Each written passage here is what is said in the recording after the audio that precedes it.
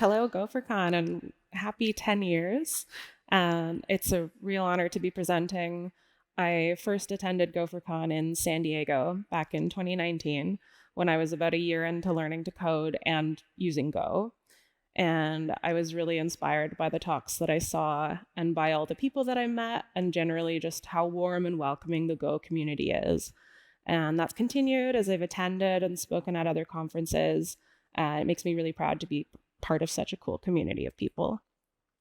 So welcome to a talk with a verbose name, and in retrospect, a bit of a capitalization nightmare. Just a little bit about me. This is me in the 90s and not in the 90s. My typing speed has improved, but my posture has definitely taken a hit. So despite what this might indicate, I didn't really consider learning to code until I was in my 20s. I quit my job in HR and I did a coding boot camp back in 2018. After that, I got my first junior job working for this tiny little games company in Vancouver, Canada, with a tech lead who was really excited to mentor someone and teach them Go. And I've been coding in Go ever since. So from there, I went on to work at Dapper Labs, where I've been for the last 5 years. Dapper created some of the largest NFT collectible projects, including CryptoKitties and NBA Top Shot. And this talk is partly inspired by my work on NBA Top Shot. So one of the first things I worked on was creating a proof of concept API with GraphQL and gRPC, and that later turned into the core architecture of the project. So prototypes or proof of concepts, why do we care about making these? And I kind of mean that aside from just the pure joy of coding something that will not have an on-call rotation or pager duty attached, which honestly is enough of a reason for me. So we're taking the smallest effort possible to answer some key questions. It's proof that some kind of technology or framework or architecture actually works the way you want it to. Taking it a step beyond just tinkering with something to learn something new, which is just as valuable in its own right. But I want to focus a little bit on the business case of it. So if you're creating a prototype as part of your job, then in almost all cases, coding is just one piece of the puzzle. You also need to be able to articulate the answers to these questions in a way that makes a compelling argument for or against using certain technologies. And this often becomes a bigger part of your role the more senior you get. So the other thing that I think gets overlooked a little bit is using these little coding crafts as a tool to pass on knowledge about how your code base works. So traditionally speaking, a prototype is probably meant to be thrown away. You don't want it to reach production because it's probably not written with the care that you should impart on production code. I would encourage you to recycle it instead. So we've had great success with turning a prototype into actually an onboarding tool for more junior folks or people new to Go because it mimics our API in its most simplest form. So just before we get into the actual code, a few guiding principles on prototyping. It's really easy to get lost in the rabbit hole when we're building something with vague bounds. And so I beg of you, don't make this more complicated than it needs to be. Sometimes as engineers, we need to hear that. Document as much as will be useful for you in the future, for your team, for stakeholders. When it's for you, it doesn't need to be tidy. I like to throw things into a README, commands, things I want to check out a little bit more later, bugs I run into. And unless you're specifically trying to create something new, don't recreate the wheel. There are existing libraries and frameworks for a reason. So before you go out in the wild, check those out first. Logging things as you develop. So, there's a difference between prototype logs and production logs. They don't need to be clean, but they do need to make sense to you, the developer, and give you a clear sense of what's happening. So it's also easy to assume that your audience, whether it's leads or the rest of your team, are going to understand what you're talking about. So remember that you're the one that's just spent time doing a deep dive on this subject. So make sure you're being clear about the pros, cons, and considerations. Avoid building more than you need to just for the sake of it. You do not need 5 API endpoints to prove a point. One will probably suffice. So let's talk about our business case. Bear with me on this. We've had a lot of farmyard animals today. Otters aren't really farmyard, but we had otters, elephants, and now this is Fernando, the baby alpaca, who I met in Peru this year. So Fernando has a really cool bowl cut and gives side eye, and he's the inspiration for our prototype. So I like to inject something a little bit silly in because it helps resist the urge to turn this into production code, and it also keeps my interest a bit longer than writing another user's service. So Fernando leads the alpaca team at the company that you both work for. So just deal with that for a moment. His team makes tracking software for all the alpacas, and currently they have this huge monolith that they're finding really hard to scale. They have a big database of alpacas, and they want to start doing some analytics on how squishy their faces are. So in case you didn't know, that's how you tell alpacas and llamas apart. Llamas have like the big, long, elegant faces, and alpacas have this cute little squishy faces. So the problem is that Fernando's team's legacy code has become so difficult to work with that they're constantly patching things. They can't really build off what already exists, and let alone invest into analytics. So you say challenge accepted. You realize this is your in to finally start convincing your team to convert the code base to Go. And so you're going to whip up a little prototype. You've heard really good things about both GraphQL and gRPC and think this could be a good solution for the alpaca team. So we're going to build this together. You don't have to do anything, it's fine. No GraphQL, and bearing in mind that GraphQL and gRPC could have their own talk entirely, what we're going to cover is going to be in a broader sense, but we'll talk about what they're good for, how I'll use them, and where you can go from there if you want to treat this like a jumping off point. I also have a link at the end for my GitHub repo with a copy of the slides, along with code along scenarios that you are welcome to play around with. So this is our basic architecture that we've planned out. We'll have a single API endpoint create alpaca, which the client can hit. It will touch the GraphQL alpaca service, which registers the alpaca. And on creating the alpaca, we need to give it a face squish rating, and that will get sent to the Squish Analytics service. We want to separate them out specifically because we know we have a scaling problem, and the anticipation is that in the future, we will be using the Squish Analytics service to run some pretty varied computation, and we want to be able to allocate different resources to it. We might end up using AI models or need to allocate different GPUs, and so it allows us the flexibility there, and also flexibility of downtime in case for some reason we need to take down the analytics service, but keep everything else up and running. And that is kind of the core benefit of using microservices. So we're using GraphQL for client-to-server communication, and then gRPC for service-to-service communication. We don't really care about the database. Let's just assume we already know what we're using for that, and we can slot it in. So, you go to Fernando, you show this to him, you're like, buddy, we got ya. Okay. We're not going to spend a ton of time on this one because I know that Go is cool and you should write in it. But it's worth saying that since we've chosen this for a prototype, we need to be able to articulate this to stakeholders who may not have the technical backgrounds that everyone in this room does. I have seen pushback before. You might get, and less as Go becomes more popular, but things like, it's hard to hire for Go engineers, or the code base is already all written in Java. It'll take more work. So just come prepared with compelling reasons. So the first thing I want to do in any language is make an incredibly simple REST API. You are probably going to be very familiar with the code on the next slide. This is just your basic hello world, nothing fancy, nothing complex, just request in, request out. And our main API will be this create alpaca. It takes in the name and returns the name plus an ID. So this is our teeny tiny alpaca server that works locally with a curl request, and it's the most basic implementation of our API. From here, we want to build this into a service that starts with our GraphQL layer. So GraphQL. GraphQL is a query language that comes with a server runtime, and it allows for very flexible querying that can be more powerful than your usual REST APIs.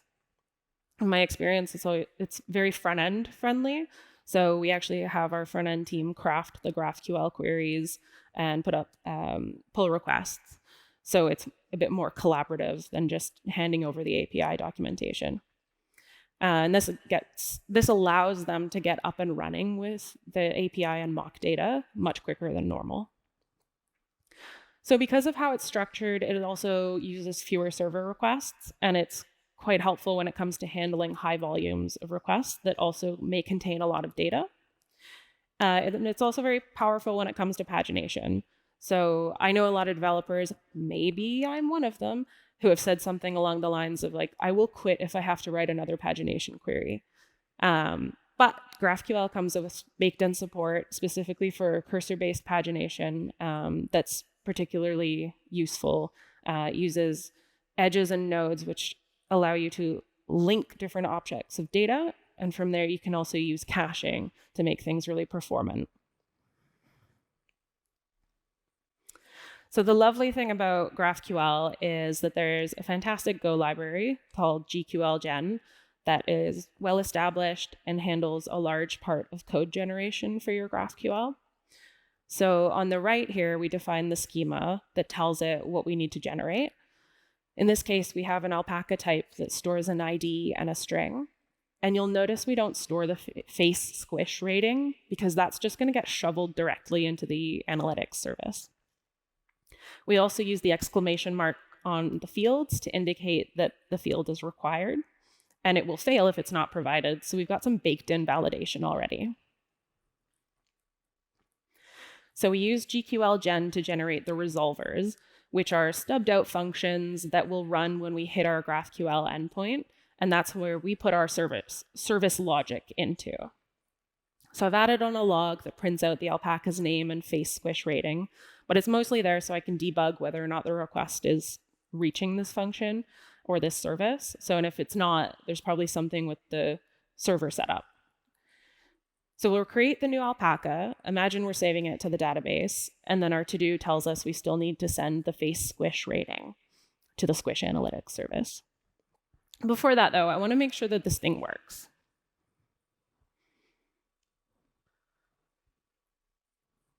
So first, we set up our dependencies for using GQL Gen.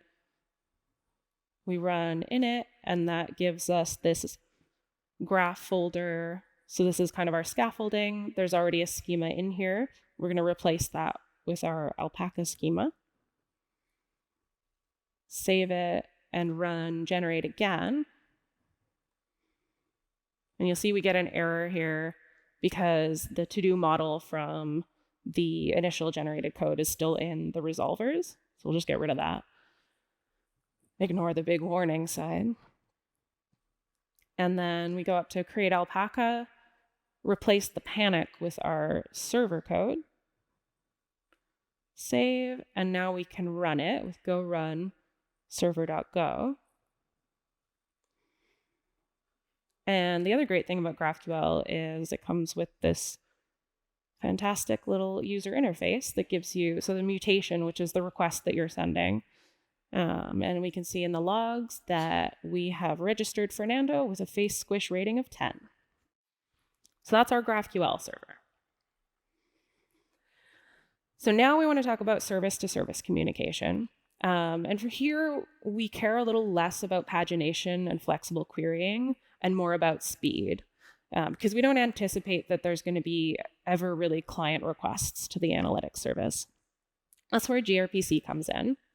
So gRPC uses the HTTP2 protocol, which means it can send multiple data streams at once without blocking resources, and that makes it faster.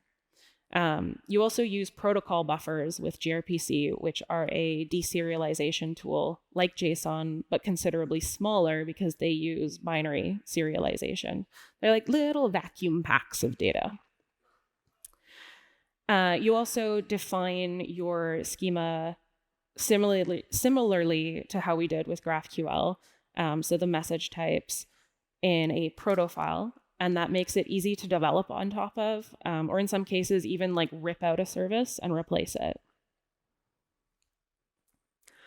So for Squish Analytics service, we're going to use another tool called Buff, which makes using protobufs for API development really quick.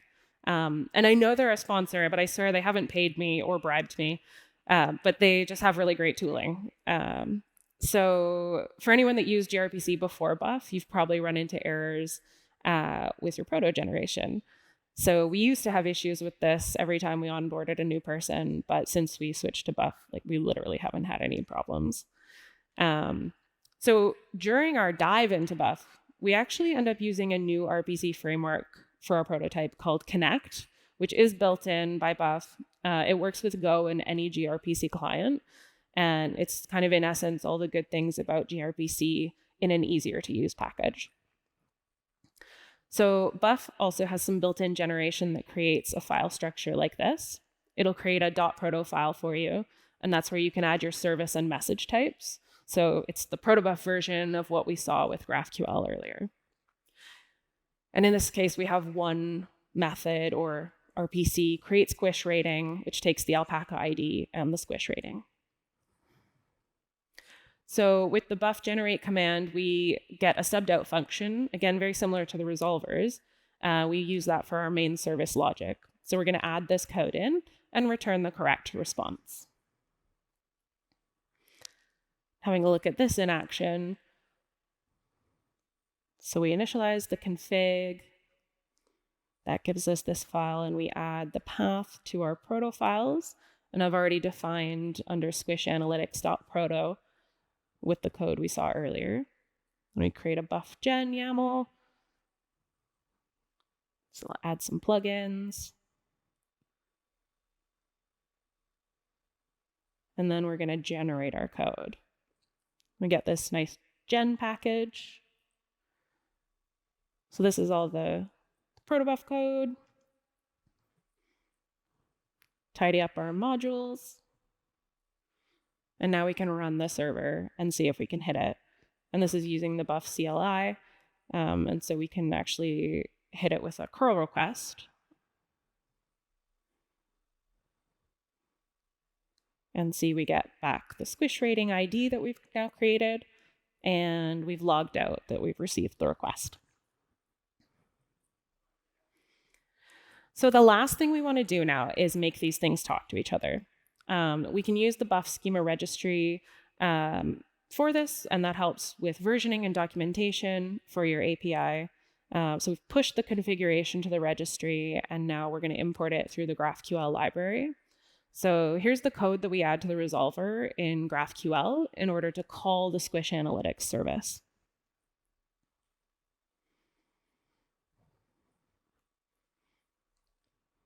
So we're going to replace the to-do with this client code. There's some imports as well that I've added already. We'll just give it a save. The client is the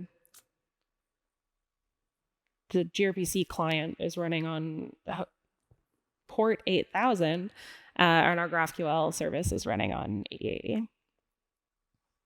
So we run both at the same time, and then we can go to the playground in a minute.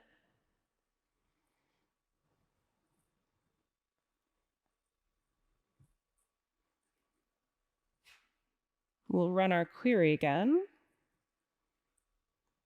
get back an ID, and we can see from both that we've got the logs, so we know that GraphQL is hitting our gRPC client service. Cool. Okay, so now we have something concrete to show Fernando's team. This is our prototype. This is bare bones, basic. This hit the thing and I made it work. Now you can go and show Fernando's team.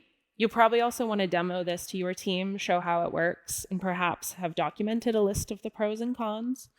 In this case, we found it's fairly straightforward to get 2 services up and running, but maybe we want to explore further the libraries and tools that we've used to make sure that they are flexible enough for our purpose. because we're using a lot of code generation too, it is worthwhile taking some time to dive deeper into the guts of these tools to make sure that they're right for what we need. At this point, we should also have a fairly good idea of the level of effort and time it might take to build this. And it's worth evaluating changes that you might make. So, for example, the complexity of having 2 services at this point might not be strictly necessary. You might want to still build with that in mind so you can spin up a new service later. So with all these things in mind, you can take this back to Fernando and present your case. And with any luck, you'll be building this out in production in no time. So I hope this has given you some inspiration for prototyping. It's one of my favorite things to do. And maybe shown you just like how quickly you can get up and running with this kind of architecture. Because I think a lot of these things sound more complicated than they are. But in practice, if you keep things as simple as possible, I really think any level of programmer can build something like this. So here's a couple things that you might want to explore a bit deeper as well. Looking more into the pagination side of GraphQL. You probably will want to deploy this at some point. So get it into some Kubernetes containers. And then event sourcing for async operations. So that's something we use a lot because when we were building NBA Top Shot, we're using blockchain. And so we're relying on a lot of things that come in asynchronously. So we use Kafka. There's also PubSub. But more things that you can build on top of your prototype. So here's a link to my code examples. If you are at all interested in checking them out, I've also got a copy of the slides. Fernando is not taking press requests at this time, but you can reach me by my email and come chat to me at any point.